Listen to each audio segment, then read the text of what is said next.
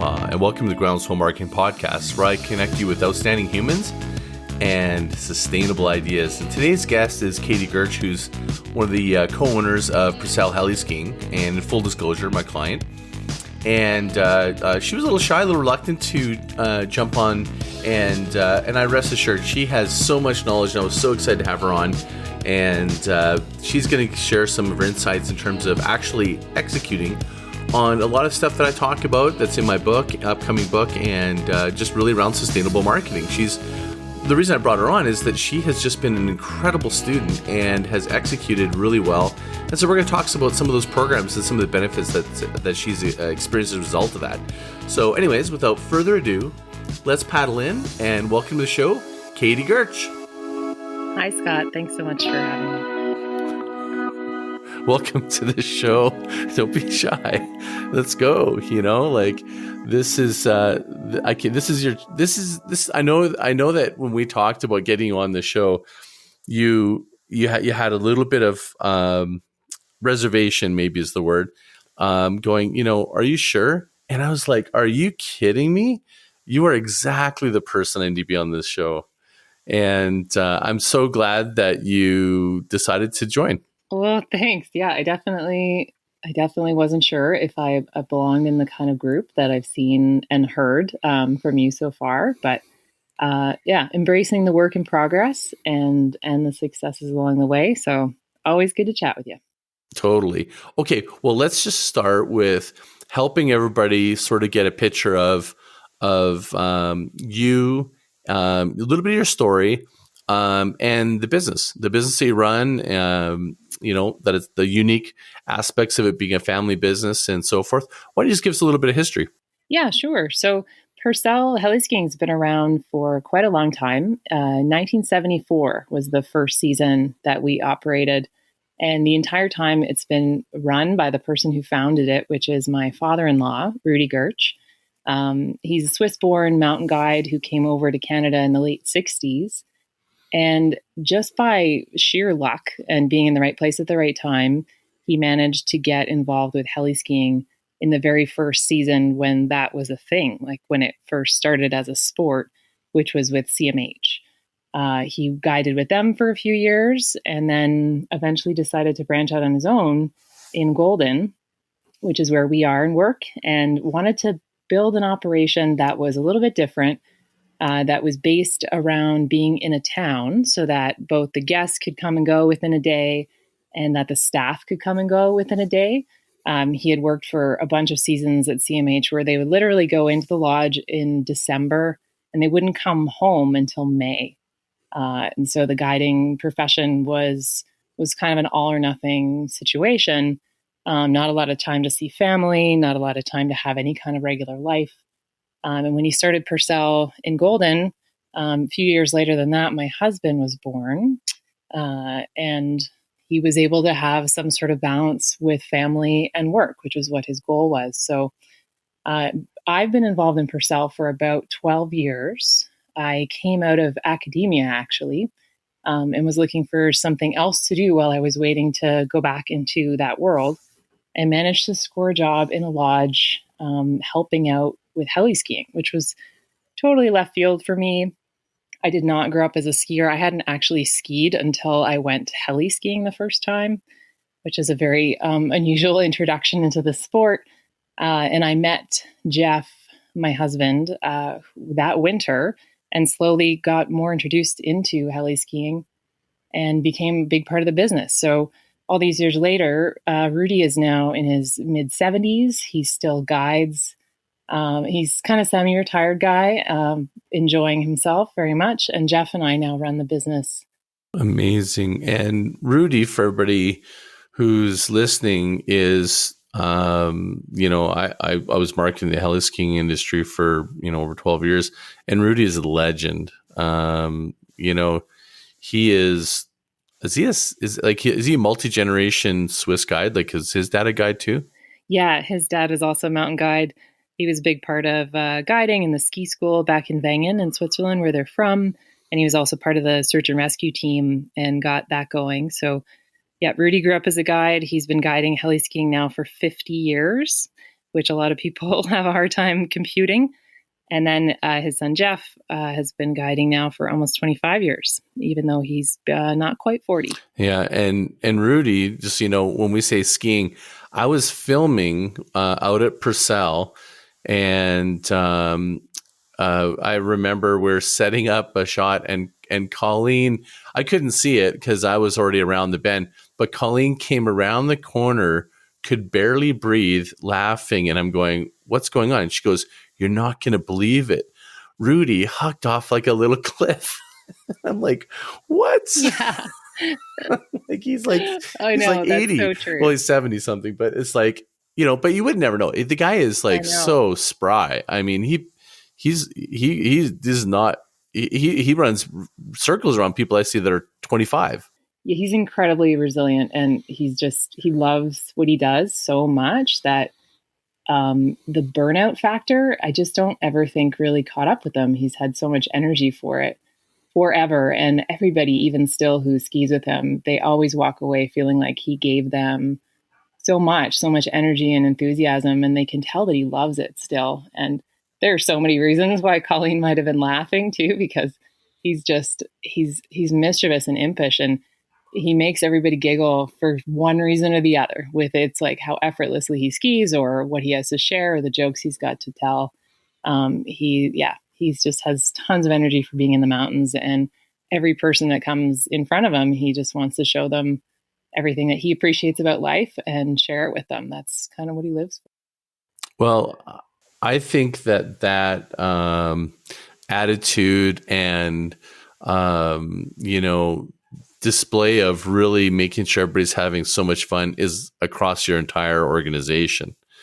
His son, your husband, and yourself. I mean, I got to know you guys quite well, and what really impressed me is just how each customer felt so intimately, cared for, that you guys really wanted to make sure they were having the best possible day, regardless of conditions or whatever it may be.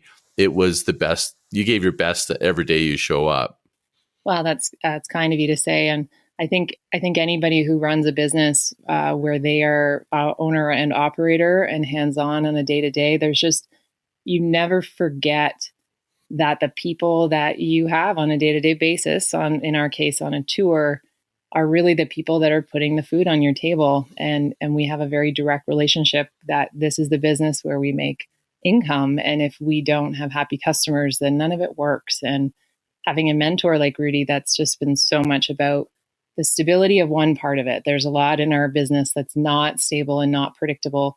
But the one thing that you're there to do is to try to give people an experience and some memories to take home. And so you just got to care. You got to care like crazy. And you got to do it every day.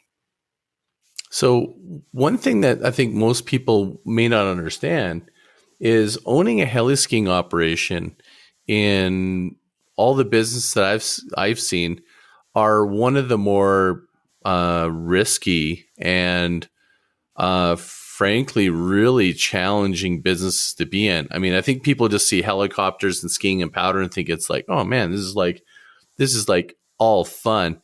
But what they don't understand is that you have a very short window to make income, and you have so many variables like none I've ever seen, from weather windows and different things. So could you describe a little bit of those challenges? Because I think that gives us an interesting stage to talk about a couple other aspects of the changes that you made. Yeah, sure. So heliskiing is kind of a crazy business to be in. And for sure, like you said, I mean, the experience of it and in a lot of senses, like the doing of it from our end, it is super fun. You're around people that are having such a peak experience and such a thrill. And you're just dealing with people that are stoked beyond belief all the time. But we have about 12 weeks to make an income for the year. And that income is going to be affected maybe significantly by things that we have zero control over. Like if we have a winter where we have a lot of bad weather, and that prevents us from flying for too many days, because we really honor our customer experience. And like a lot of companies do, if we can't provide a service, we have to refund that customer. So the income, whether or not we get to keep it or not, is always something that we look back in hindsight. We never can predict, no matter how sold out we are going into a season, that doesn't tell us how much we're going to make or get to keep. And a lot of people don't realize that the operating company doesn't own the helicopter. And so that's another company in the mix where we have a contract with them. They're going to get paid a certain amount no matter what, depending on that contract. But it's a very expensive asset to having to be managing while managing a great customer experience and making sure you honor that. So 12 weeks, unstable, weather. Helicopters don't fly in the mountains under whatever conditions. We fly VFR, which means we need good visuals. We don't fly via instruments like you would on a commercial jet. So yeah, it makes for exciting times because we're trying to manage safety, of course, too. So avalanche stability is a big part of making decisions about what terrain to go to, whether or not, what's accessible. So yeah, 12 weeks and with a lot of pressure for the guides to make decisions and to be able to make money, keep people happy, keep our helicopter contract happy, and do it again next year. Rudy's been managing that for, 45 years. So for any of you out there that, is familiar with event marketing, it's in some ways it's very similar, even though you're building relationships with people, in that the momentum of the business is very seasonal. And so this will probably resonate with anyone that's got a seasonal business, which is I'm sure there's a ton out there.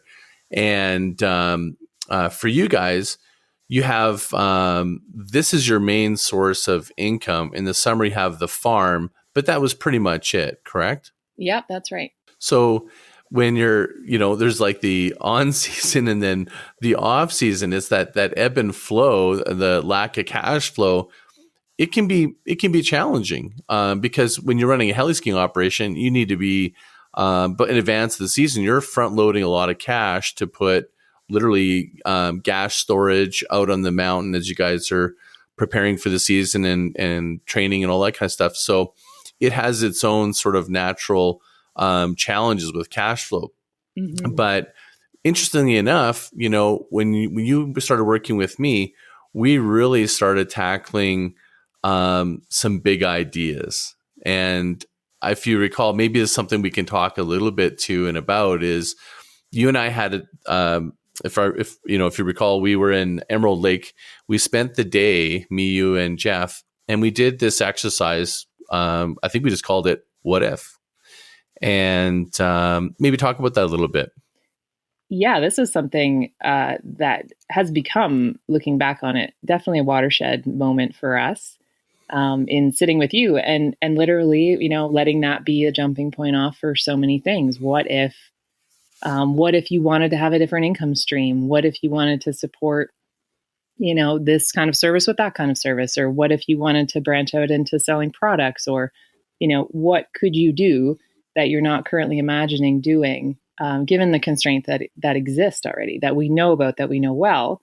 And when you get in one of those boundaries where you know the business so well, and even if I haven't been a part of it for decades, just a decade, but you get into a space where you think you've figured it all out. Like you think you know the constraints, you think you know what's possible in terms of, the positive adding, and the rest of it just doesn't seem possible until you have somebody like you were in that moment, just throwing things at you left and right. What if this was possible? What if that was possible? And stuff that we just hadn't thought of at all, looking too narrowly at a business model. And it was like giving permission to do it, but also just opening up a different world of brainstorming of where else could we provide value that might alleviate some of the pressures, but also accentuate and make the most of, or exploit, or something, make the most of, where we were shining or what we have to offer. And we've used it as anytime we feel stuck, literally, we'll use that. We'll sit down together and use that as a jumping off point to try to break up the paralysis or the monotony or the stuckness. So what we're talking about here is just an exercise of taking all the constraints that you have and looking at what if they're elastic? What if you kind of stretch it out? And then what if you're to create new categories with no judgment, like literally being ridiculous? Like, I think it started out and you guys, I remember correctly, you guys weren't sure you were following along because the central question that we were asking when we met was really like, how can we increase the marketing? Yeah, And I think when we first started, you're going, where are you going with this? Right. for sure. And the exercise is really to open up, maybe unearth where opportunities might be. Because a lot of times when you want to, increase your customers or increase your profitability, sometimes it's good to insource first. So let's just kind of like take a look at that, do an audit, and then let's try to expand beyond it and go, well, what if we did this, right? Mm-hmm. It was super fun. It was super fun. It was like unsettling and fun at the same time in a really good direction. So from that was the building blocks of what I would think is the beginning of probably almost 2 years to full transformation, where we did some staged and sort of calculated changes. Do you want to maybe talk a little bit about that from your perspective?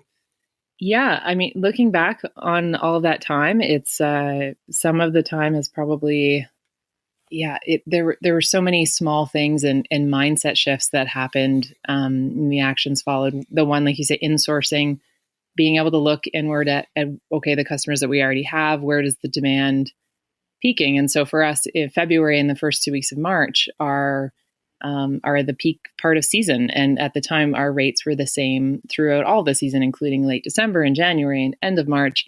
And, you started by asking us like, well, what if we introduced a peak season rate? And it's something we hadn't thought about in years. And we used to have one.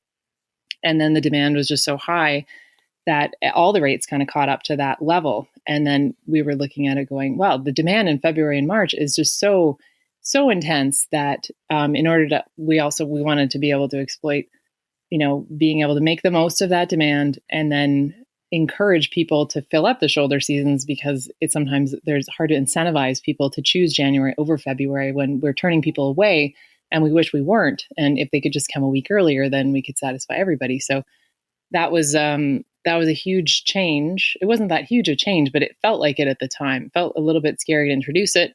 It felt like an idea that we didn't have on our own, and then we did it, and it was excellent. It was so good to have a change that literally brought no new costs in, because costs are such a huge part of any business, but certainly ours in terms of a helicopter. Anytime you're using that more, you're adding so much cost.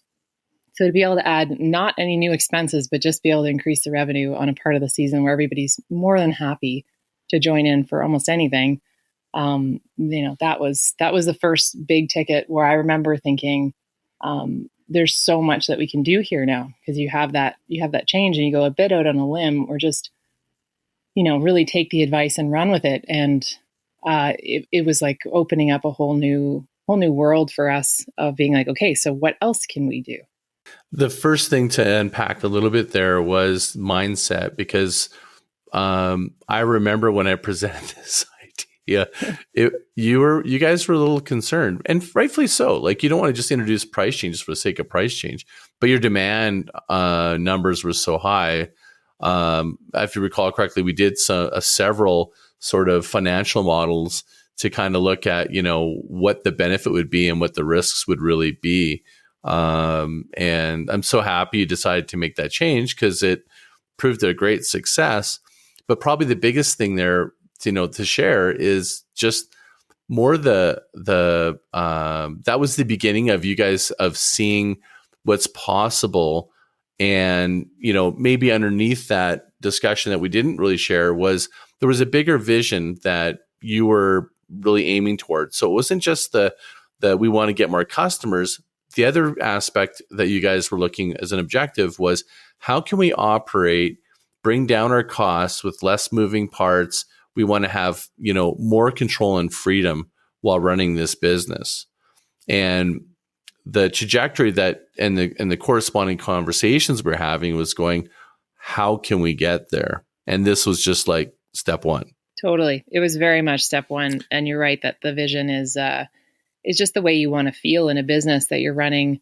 I'm running a business with my partner, and we don't have we're not part of some huge company. We're entrepreneurs in a small family way, which I know a lot of people know what that feels like. And so you want to find that balance of lifestyle and making it work for you and feeling like things are at a success and you're not just running harder and harder all the time.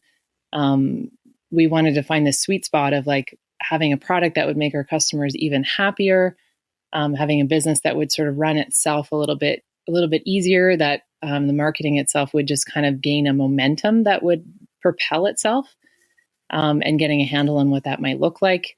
And then just taking to the business to a place where it felt like it was really a reflection of us and what we wanted, taking over in sort of a legacy business where Jeff and I were finding our way to the position of being the ones who are making these decisions, and Rudy going, go for it, guys, you got this. But it's still hard. There's still a transition there where you have to take what was there and say, what's good? What do I want to keep? How do I want to evolve it? Because it does need to change over time. And I think part of, being in a business like heliskiing where, we are constantly managing risk. That is the meat and potatoes of what we do. That's Jeff as a guide. That's what he does, but it's what we do in general. We're risk averse people, and that serves us in a big way. But it also, I think there was a point at which we realized that there was a stagnation going on, and we needed to take a risk in the sense of marketing and the sense of like, what is it that we want the brand and the business to be, that's going to work for us in a sustainable way over time, as a couple and a family that's running it together.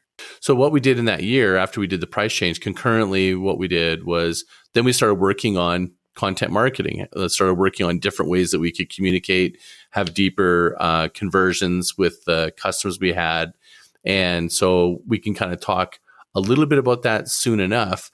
But what I also want to say is the next stage of what we were kind of developing over the course of this year period of time was, how could we even go further? And do you want to describe, like, at that time, you were running multiple helicopters, maybe describe how many guests you were moving and the challenges with staff and different things that make it a very different business than it is today, and then describe it today, sort of like where we're at. And then we'll take a step back and just talk about how the marketing also just really helped facilitate and diversify or, help you with the risk management so that we could get the bookings and the volume. Sure. So for a very long time, through the 80s and the 90s and the early millennial years, the majority of the way that the business model was in heliskiing was that you run one or more helicopters, and for one helicopter, that machine is going to service up to 4 groups of skiers. So taking turns with lifts and pickups. And the machine that we would run would fit 11 skiers to maximize how many seats you could fill with a guide out front. And so, on a busy day, we would have up to 44 guests with 4 guides, heading out there. And as you can imagine, that's a lot of people in a day. That's a lot of logistics. There's only so fast that people can move. We evolved that program along a little bit in trying to shave that down and adding in more staff. So we added tail guides in there to manage some of the flow of each group, and make the groups a little bit smaller. And then we started cutting down on the number of groups that we would take out because of the waiting factor during the cycles.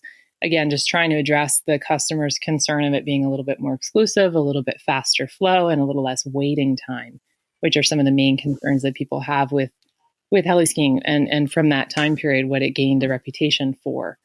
And then what we found ourselves doing is that we were still running multiple groups, still kind of in this middle ground of being like slightly less large, but not really niche. And then having a lot of staff to try to manage customer expectation and assistance, which is helpful, but it ended up just being a lot of staff to manage, and in a way that the coordination was not easy to flow with. It was a lot of work for us. And it just felt like we were trying to reach for something that we weren't really willing to go all the way on. And then, Jeff and I had a conversation at one point, guided by the what if experiment, basically. And today what we run, we are, I think, the only company that runs a single group a day, single small group. We have 2 guides. There's 6 guests. The machine and the terrain is completely for that one little group each day. So we've gone down to being a niche, boutique, private, exclusive operator that dedicates all the resources to that 6 group of people, and they get to shred powder all day. And it was a big scary move, but man, has it ever been transformational. And we love what we do more than ever, and so do our customers. Yeah, I mean, the product is incredible now, but you have to understand, people, that's a pretty big leap when this is your main business, to go from moving that many people at a lower rate and then crossing the chasm to a higher rate when it was unclear at the time if the demand would be there. So that's where a lot of the work that we did throughout that year and a half kind of gave you the confidence, and we got to do some trial balloon type of activities that really gave you the courage to then just make the move, make the operational change, and now you got just an unbelievable product. And if I'm not mistaken, you've done really good selling into the next season already too. Yeah, we now have like record sellouts at this time of year, stuff that I was not used to doing at all. We had a customer base that was very much wanting to book last minute based on weather forecasts and how the snow was looking, which is understandable, but very difficult for an operator to manage everything. To now having like over 40% sold out right now for next year, and even selling into 2021, which is a dream come true for sure for us. And I would never go back. That's awesome. And I'm so happy it worked out so well. So one of the things that I like to share with listeners was, Katie and her efforts is one of the examples I use that is somebody who is full-heartedly followed through with programs, both in testing new things, seeing what worked and measured, and more importantly, following through on what I believe is one of the most important things in content marketing, which is patience.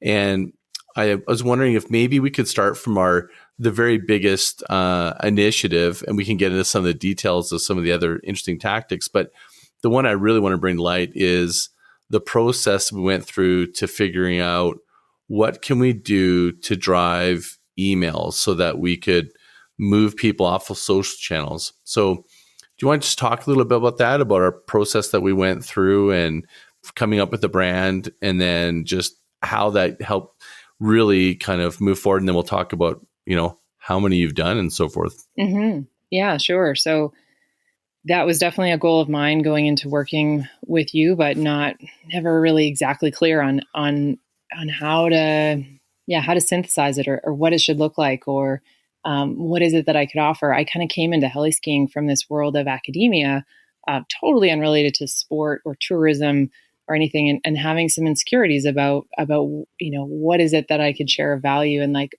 is the way that I'm going to try to be a voice for this company ever going to be appropriate for the audience, and just wondering if there's this gap. And prior to what we came up with, I was doing a newsletter that was basically like a photo bomb, because all I could think was like, what can I actually consistently deliver on? Because I knew that consistency mattered.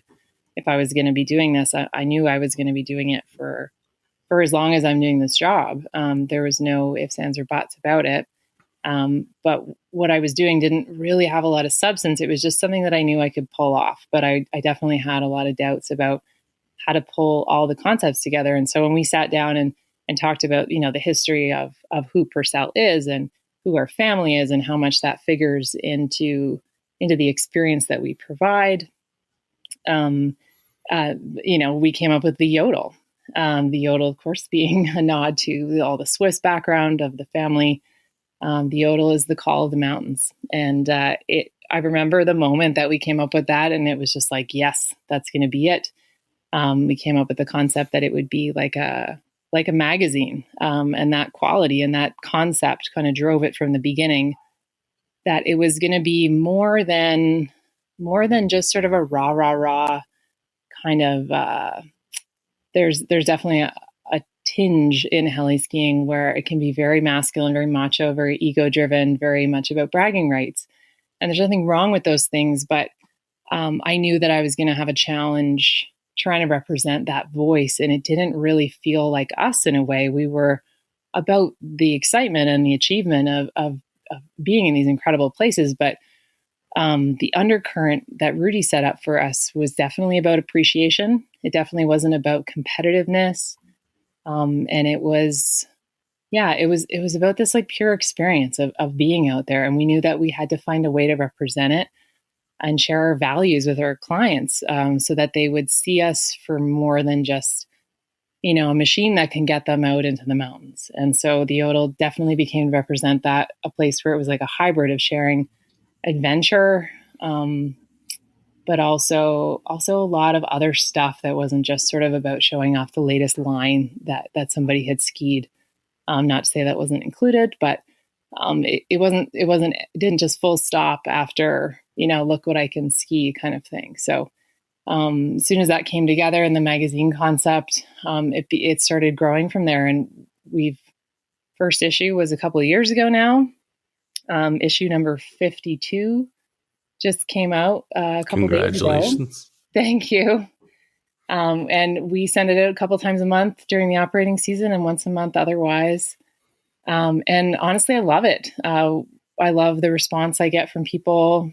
The signups have been increasing over time, and we've been able to use it to explore all the stuff. The thing that we realize is that we were having great conversations with our guests every day. Jeff does, I do.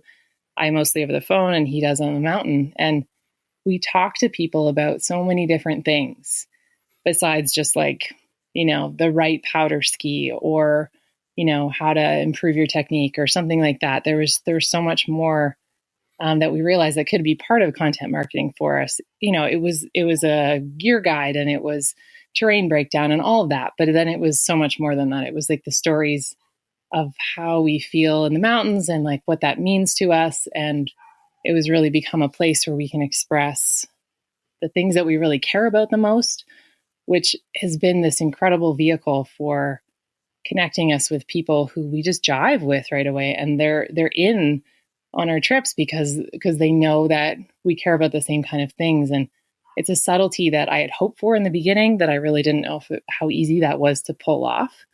And it wouldn't have been able to pull off within 2 or 3 issues. It's taken this many to get a sense of like what it is and what it isn't, and then what people can expect from it.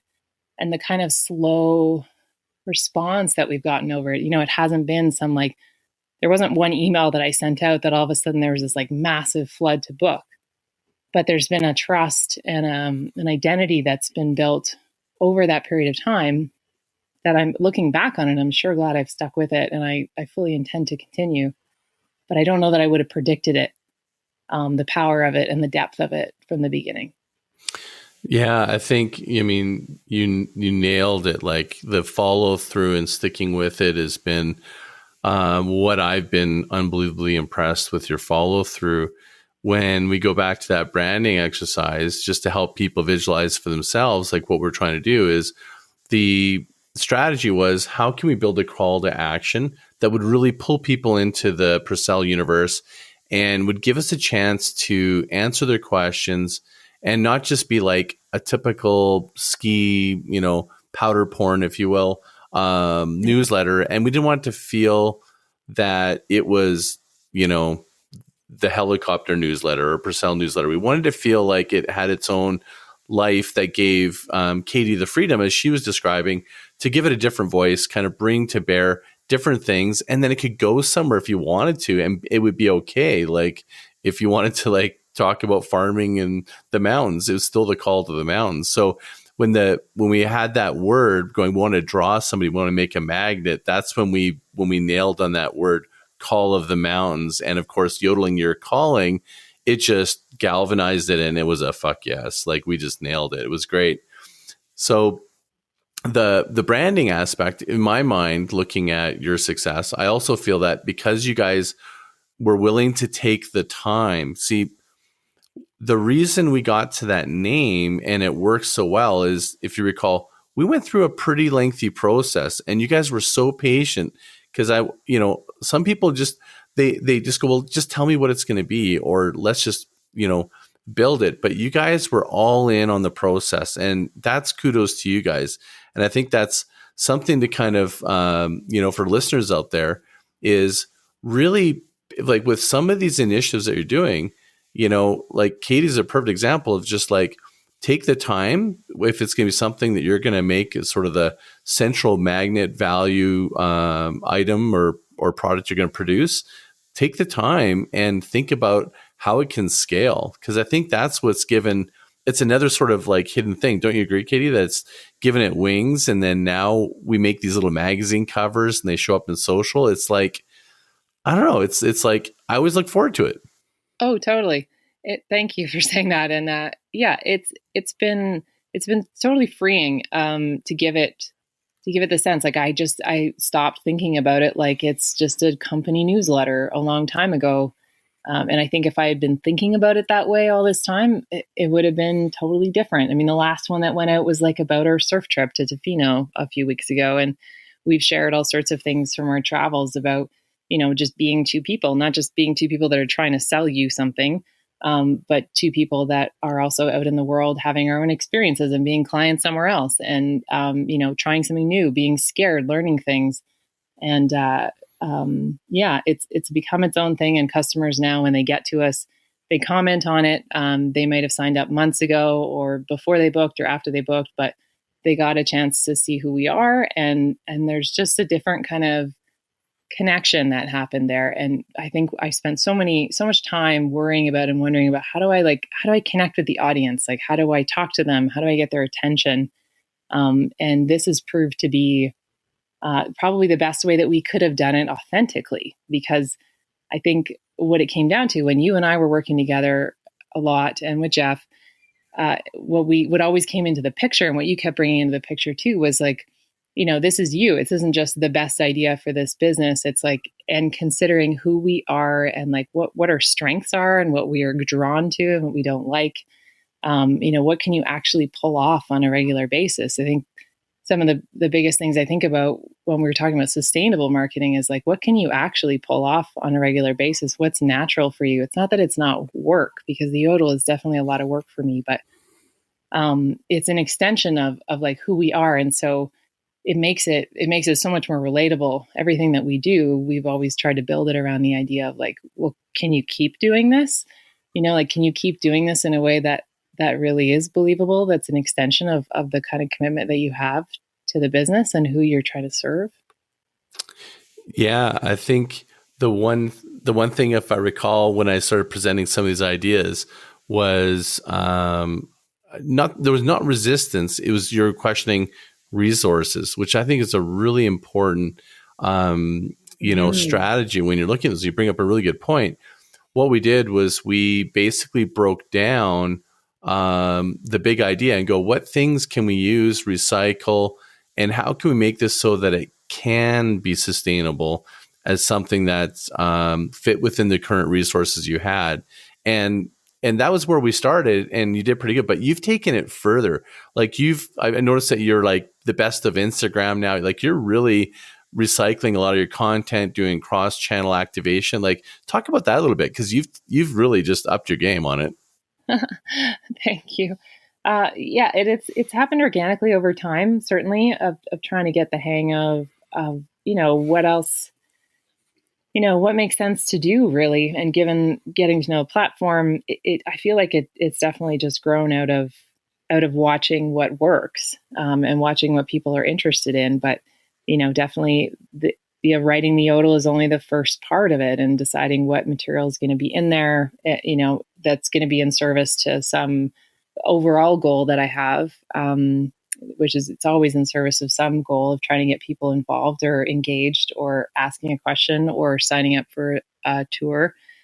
And then all that content can, go on the blog. It can get snippeted up into social posts, and obviously the covers of the Yodel gets put out to try to get people to sign up the day before it comes, so I can tease the content before it's out, and then we can talk about it after. And all that stuff that gets written, it's not just single use, for sure.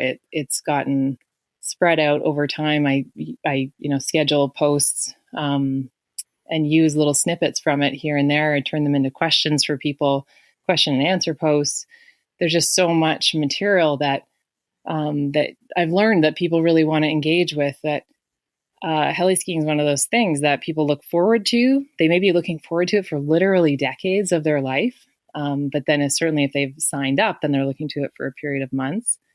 The experience itself is like such an intense rush of awesome that then they want to relive it over and over again. So people, there's so much to understand about it because it's a lot of money to throw down on something that has a lot of factors that are out of your control. So people want to have some of their hesitations and their concerns and their questions answered. So there's so much there that I can provide. And then also just trying to relive that experience. We have so many people that are past customers that are our most loyal readers of the Yodel and sharers of our content because they just want to get closer to that experience again. So let's talk about somebody that's planning to come heliskiing.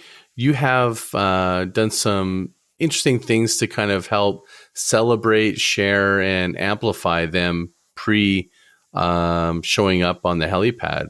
Can you describe those? Yeah. So when people are signed, they've signed up to go for a tour, there's obviously some stuff that they receive to try to prep them. And then we give them a chance to share about it if they want to, tweet about it. I wrote a bunch of different tweets that are sort of humorous and quippy and short that they get a link and that takes them to a page where they can then choose one of those tweets that I've already preloaded for them. That, I'm going heliskiing, bitches, check it out kind of thing. Super funny, cheeky stuff that they can then just like click to tweet and send it out because people are just ready to give the horns to the whole internet at that point. They're so stoked. And then the majority of it really is care on my part in terms of just making sure that they have everything that they need. And afterwards, we send them away with all sorts of ways that they can share things online. If we have photos for them, we can hook them up with that, tags and all of that, of course, to make sure that they're ready to shout it out on the rooftops. That's awesome. So it's like there's an example of customer experience. It's like a lot of people just think, it only happens during the experience.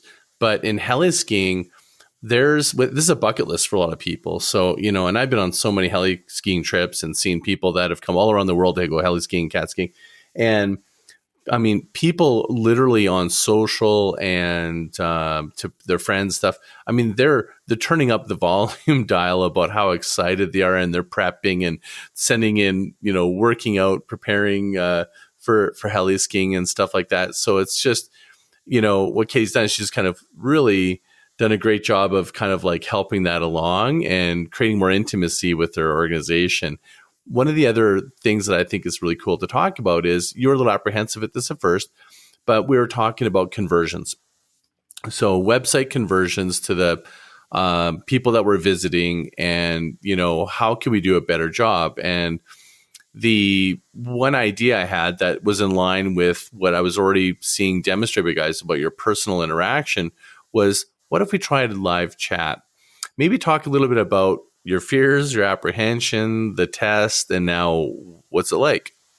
Yeah, that's so funny. I think it's slowly been the theme that there's like an idea and then I had some apprehension about it, which is totally true and such a good example of like a natural human reaction. And that for anyone who's listening, that maybe the theme of all of this will be like, try stuff because it often can result in really good things. And this is another example of that where the idea of adding live chat to our website was something that, honestly made me kind of recoil in my chair. I just thought about all the restrictions, about all the different hats that I have to wear in my job and the lack of freedom that it might require to be able to sit there and do this well. And I had one version of it in my mind. And I just didn't know that it would really help that much, considering that I was always really good about responding to inquiries very quickly. But we thought, well, what the hell? We'll give it a shot. And that was a great decision because it was a great suggestion. And what happened was that there was a different quality of interaction that I hadn't experienced before, that I wasn't even aware that I was missing out on. That for the person that wasn't really interested in filling out a form and waiting for an email reply, they were in that moment and there was some momentum and they were excited and they were looking at things and they had a couple questions. And that was really all that was standing in the way of them being like, okay, I really want to pull this off like today. I want to pick a date and go.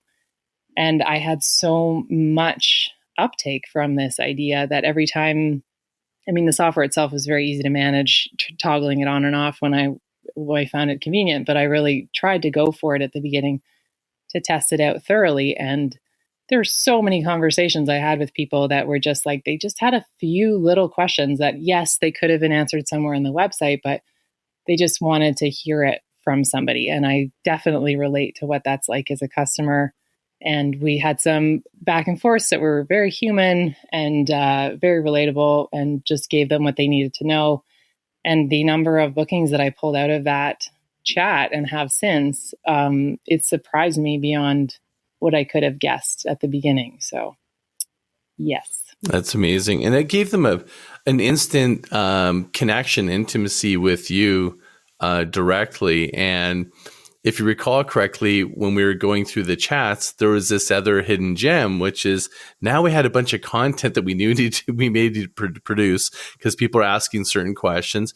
And then you started really putting together some really nice content that then you could just write in the chat, share with them right there to really help them along with were some of the common questions. Because at the time, you didn't have, one of the challenges was with your original operation setup was you didn't have a lodge, and most of the other heli-skiing operations had a lodge.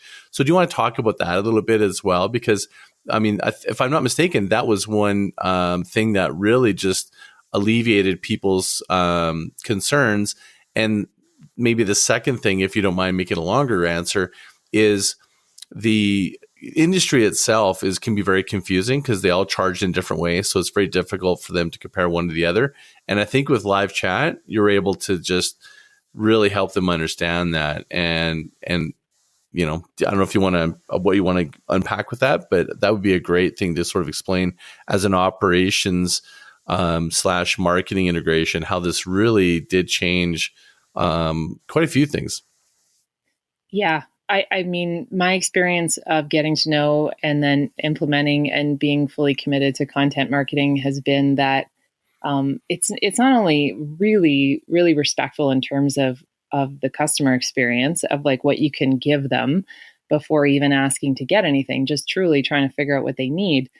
But it also is like the best possible way to be tuning in to those people at all times. So because we're such a small company and me as like a co-owner, also being the person who answers the phone when somebody has an inquiry or if they're on the live chat in any which way that they may contact us, I am that same person. So there isn't a great deal of distance, a bunch of departments in between me and them, which just, you know, not that communication doesn't happen, but it's just made it really direct and really easy. And so when I'm on a mission in my own head to understand, you know, what kind of content am I going to make? Like, how can I actually make this process easier for people? Or like, how do I convince them? Or like, what are their hesitations? Or like, what are they wondering about? The chat's a great place for that to happen. And then really, really paying attention in person, on the phone, every which way I can to like, what are they worried about? What are they asking questions about over and over again? Like, what pages of the website do they seem to go to more? What frequently asked question gets looked at more? And just listening really carefully to these people about what they're confused about and where are they even not saying anything, you know? So I had a Google Doc running for a long time. I still have one running that just started keeping track of all of these things. And then having staff in my office too, that I would ask them to go on a search for something to try to figure out, well, who does this in the heli-ski industry? And I would wait to see if they got confused trying to find that information or like what terminology confused them. And I thought, well, okay, they work here. And if it's still not clear to them, then it's definitely not clear enough to a customer. So it became a jumping off point, a whiteboard for like every piece of content that I could write about trying to answer those questions. And so, yeah, like, why does heli-skiing cost more here or here? Like, why you guys have a tail guide and you got, you know, another company doesn't? Or how big should the terrain be? And does the helicopter need to be private? And there's all really, really good questions that can have the answers can have a big effect on your experience and the value that you get out of it. But it's a tough thing. And a lot of our customers really have more money than they have time. So in order to be respectful of that time and try to give them an informative experience so that there's a reason for them to trust us, or even if I can just educate them in general, I feel like I've done a good thing to make all that better. Yeah, it's definitely driven by content marketing. And all of that has given me a much better view of what our customer needs to hear. I'm going to offer another one that I thought was kind of breakthrough. Sure. Maybe there's two pieces. When we were doing this, one of the challenges was in the marketing that you saw in, and I think this is across most of, I think you find this across any experienced company, is they're always showcasing the most perfect day. And, Yeah. and what that does is it set up customer expectations, and you had to sort of handle those expectations. And it puts you on your heels, because in heli-skiing, you don't know what the weather's going to be. And the skiing can be just as good, but people have this in their mind of a bluebird day. So maybe talk about that a little bit and how we kind of like neutralize that. And then we actually went a step further and we created content to kind of like showcase, like, no matter the weather, So do you want to talk about that? Yeah. Yeah, definitely. I mean, especially with any kind of tour, you're dreaming about what it's going to be like. And so the content and the assets, the pictures, the videos, whatever that you can find online prior to that trip, they're going to set the expectation of what you think it's going to look like and feel like and sound like.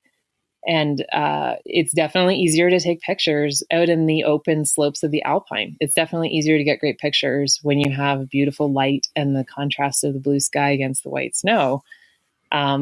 But for so long, the norm in the industry has been that all the brochure shots, all the web shots, they all look like that. And so people have an expectation that that's what heli-skiing is going to be. And if it's not, then you've set them up for some disappointment, even though they're skiing like knee deep, like light as air, blower pow through the trees with like a handful of other people and a helicopter waiting at the bottom. And so you'd say, like, well, how on earth could that possibly disappoint you? And it shouldn't. But it might if you're representing in a narrow way. And so we saw that from early years working in the industry, having difficult challenges with it, and being like, representation is really important here. And so, yeah, we deliberately worked to promote shots that were, both blue, not blue sky, so heavy snowing days, gray days, days where you're mostly in the trees, and terrain that's appropriate. And so the other sin that can be committed in the heli-ski industry is just showing shots of terrain that's super aggressive, which, is a blessing and a curse. It can draw a lot of people in, but can also, push a lot of people away because they don't think that they can handle it. Where a lot of commercial heli-skiing is very much in the middle. It's advanced terrain, but it's high intermediate terrain. It's very accessible. But the snow quality and the terrain and the experience itself makes it so freaking exceptional. But avalanche stability in the interior of BC is just not such that we can be, on the crazy rowdy lines all the time. So we felt like it was really important to represent appropriately, so that when people showed up, they were like, yeah, this matches what I saw. Because there's just nothing worse than all the work that it takes to get a customer there. And then having them be like, well, it didn't look like in the brochure. And you're like, man, this day is so killer. Like the snow is so perfect. Like the days that you were shooting with us that one time in January, it just became like, yeah, let's promote the hell out of this, because this is so much of what heli-skiing is. And we got to make sure that they know that this is to love as well. Like this is just as good as those big, like wiggling shots down the glacier under blue sky. It's amazing. So many people focus on when it's the best. And most people don't realize that if you're on the shoulder, it can be better. There's less people. It's like if you're shoulder on the spring side, more light. So arguably, sometimes things have been snowed so often, the guides are really comfortable with the terrain, so you can get hammered into some really exciting lines. And early Jan, it's so blower. I'm always like baffled. People go, oh, but I want to go in February. But I'm like, trust me, go in They're Jan. like, It's yeah, like is there enough epic. snow in early January? And it's like, I've had the deepest days of skiing ever in like early December sometimes, just because the penetration is so deep and it's just so light, low density craziness. But yeah, I mean, that speaks to it Yeah, exactly. Like it very much, because what we're selling is an experience that people are having. And it's definitely an experience that their bodies are having in space, but it's an experience that they're having inside themselves. Just like any experience kind of service. Like, how can we make them happy? We realize that a big part of what makes them happy is that they understand, they have a reasonable expectation of what it's supposed to be like, and that they're sort of primed to be tolerant of variation. We speak in our marketing very much to like, this is what it can be, and all of these are awesome. And trying not to blow expectations so high out of the water that unless it's like you get that crazy, crazy lucky day, there's so many shades yeah. I of think we awesome. called our strategy the bookend strategy. Remember, we put a huge emphasis on the middle will take care of itself. Let's Yeah, totally sell the shoulder season, and it worked. It was yeah, like great. totally. So if you're an experiencer or business out there, then you feel like you have, some of these times when you're less frequent and busy. Think about by both price and marketing, what are the unique attributes or what can you do to up level the experience and let the middle take care of itself and focus on that. I think a lot of people just feel like they just want to, double down on, the best case scenario and hoping it'll just sort of bleed over that way. In my experience, it doesn't work. And in this case, this is an exact example of it working, and also solving a lot of problems. Because I think when people are showing up with expectations, it's a lot easier on the guides and you guys for managing. Yeah, and just like paying, like I said, like paying close attention to conversations, wondering what it is that people are hesitant about that shoulder time, or when you want to sort of shift demand out a little bit, or like what can we do to change this? Like, why is it not already happening? Then it became a question of like, okay, well, what are the hesitations? Like when every customer leaves us, we ask them to fill out a feedback form, and the first question on that form is like, what are the hesitations that you had? Like, what were you afraid of? And that gives me a lot of feedback about, what is it that they would have stopped them, perhaps at that time of year, which just gives me more fuel for content. Can you share with some of those most common fears or things Yeah. that our people are hesitant about making the decision about? Yeah, definitely. I mean, they're often worried about the same things that we're worried about, like in terms of the things that nobody can control. And so, some people are just worried about the cost, that's what made them hesitating. And then ultimately they pulled the pin because they were like, it's going to be valuable enough. But the quality of the conditions when they're there, they're wondering about that, whether or not they could, live up to the terrain ability. So some people are like, is the terrain going to be interesting enough? Or, am I going to be fit enough, strong enough? Am I going to be able to keep up with the group? Should I have waited another year? But yeah, generally people are sort of concerned about how they are going to perform in the experience, and whether or not the experience is going to meet their expectations, whether that's, is it going to be worth it, becomes the key fear that underlies it all. And can I rise to the challenge? And so in there's a lot to unpack. And I generally try to make that the source for a lot of content one way or the other. So you've done so many amazing things. You talked about, just taking the risk, being consistent, testing and trying things, and creating more intimacy, and then solving customer problems based on the interactions and the question you ask. What's next? If you were to kind of go, here's what we're working toward, or here's what we're really trying to shape, or even if that's not something you can kind of, put in a box, even what would be your parting piece of advice if somebody was going to, try to follow in your footsteps and execute on a content marketing program? Yeah, I would say that, yeah, in terms of what's next, right now, it feels like staying the course for us. We took a big step into what we're doing now, and we feel extremely rewarded. by it. And so right now we're excited to just like keep doing what we're doing because we really believe in it, and it's taken a lot of work to get here. And we feel like, in a sense, we've arrived, and now arrived in the way that we want to work. And now it's about optimizing. So, but in terms of advice, like what I feel like, if I were to sum some of this up, it's a strange combination of like the very unsexy, patient, plodding away kind of work, of tuning into details and turning that into something, and just continuing to offer something of value so that people, that you really help people in what they're going through. And I have gotten to know a particular kind of customer that's our ideal. And everything I do is I try to be in service to that person.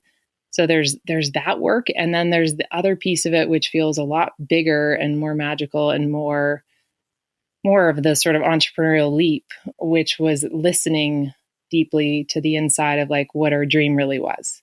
And I think we arrived to managers and operators as within restraints that we thought we definitely couldn't change. And we didn't question a lot about it. There are still some very real constraints that we work within, but there were others that were totally malleable. And it took opening a door to start that process to really be like, oh my gosh, we might actually be able to go for a dream here. And just getting to that dream was a lot of sort of plodding, patient work, but it's so worth it, because even week to week or month to month, as I write content, as I put the Yodel out, now I know where it's all been going. And it's really how it happens. It's like a lot of small steps toward the big dream, and you might not get it right away, but but don't let yourself not dream about the biggest thing you can dream of. I love it. I mean, I'm so happy you joined to share your story, because often myself and other people that are marketing are talking about content marketing and these strategies, and they're not short term. I mean, certainly there's short term hits. Like we did some good, short hits on stuff, but the real benefit, it takes time. Mm-hmm. Yeah. Yeah. So that's saying some sort of a belief in that you're doing the right thing, and content marketing, it's like the customers really help guide you. I feel like I've been given so much direction from people, as opposed to just trying to think constantly about what I need to do. It was like, oh, I need to activate what it is that they need.